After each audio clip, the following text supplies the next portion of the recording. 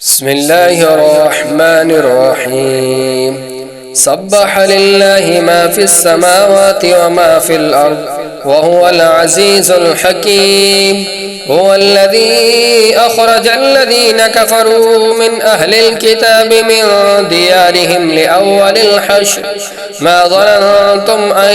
يخرجوا وظنوا أنهم مانعتهم حصونهم من الله فآتاهم الله من حيث لم يحتسبوا وقذف في قلوبهم الرعب يخربون بيوتهم بأيديهم وأيدي المؤمنين فاعتبروا يا أولي الأبصار. ولولا أن كتب الله عليهم الجلاء لعذبهم في الدنيا ولهم في الآخرة عذاب النار ذلك بأنهم شاقوا الله ورسوله ومن يشاق الله فإن الله شديد العقاب. ما قطعتم من لينة أو تركتموها قائمة على أصولها فبإذن الله وليخزي الفاسقين. وما أفاء الله على رسوله منهم فما أوجفتم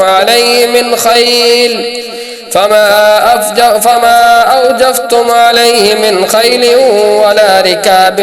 ولكن الله يسلط رسله على من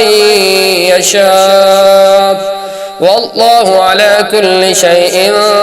قدير. ما أفاء الله على رسوله من أهل القرى فلله وللرسول ولذي القربى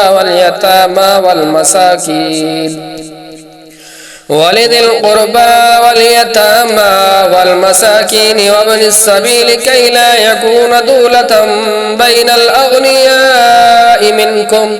وما آتاكم الرسول فخذوه وما نهاكم عنه فانتهوا واتقوا الله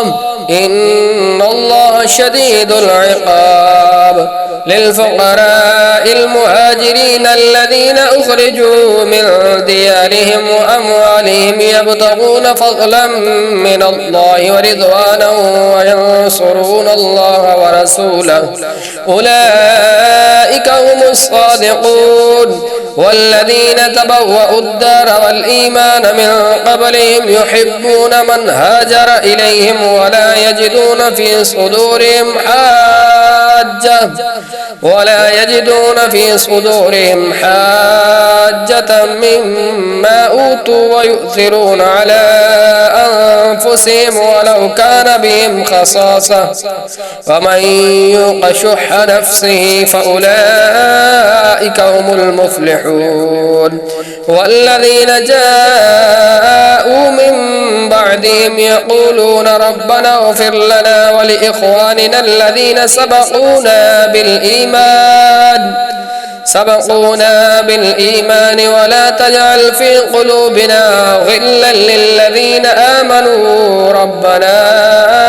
إنك رؤوف رحيم. ألم تر إلى الذين نافقوا يقولون لإخوانهم الذين كفروا من أهل الكتاب لئن أخرجتم لنخرجن معكم ولا نطيع فيكم أحدا أبدا وإن قتلتم لننصرنكم والله يشهد إنهم لكاذبون. لئن أخرجوا لا يخرجون معهم ولئن قتلوا لا ينصرونهم ولئن نصرهم ليولن الأدبار ثم لا ينصرون. لأنتم أشد رهبة في صدورهم من الله ذلك بأنهم قوم لا يفقهون لا يقاتلونكم جميعا إلا في قرى محصنة أو من وراء جدر بأسهم بينهم شديد تحسبهم جميعا وقلوبهم شتى ذلك بأنهم قوم لا يعقلون كمثل الذين من قبلهم قريبا ذاقوا وبال أمرهم ولهم عذاب أليم كمثل الشيطان إذ قال للإنسان اكفر فلما كفر قال إني بريء منك إني أخاف الله رب العالمين فكان عاقبتهما أنهما في النار خالدين فيها وذلك جزاء الظالمين يا أيها الذين آمنوا اتقوا الله ولتنظر نفس ما قدمت لغد واتقوا الله إن الله خبير بما تعملون ولا تكونوا كالذين نسوا الله فأنساهم أنفسهم أولئك هم الفاسقون لا يستوي أصحاب النار وأصحاب الجنة هم الفائزون لو أنزلنا هذا القرآن على جبل لرأيته خاشعا متصدعا من خشية الله وتلك الأمثال نضربها للناس لعلهم يتفكرون هو الله الذي لا إله إلا هو عالم الغيب والشهادة هو الرحمن الرحيم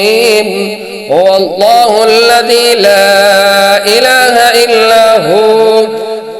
الملك القدوس السلام المؤمن المهيمن العزيز الجبار المتكبر سبحان الله عما يشركون هو الله الخالق البارئ المصور له الأسماء الحسنى يسبح له ما في السماوات والأرض وهو العزيز الحكيم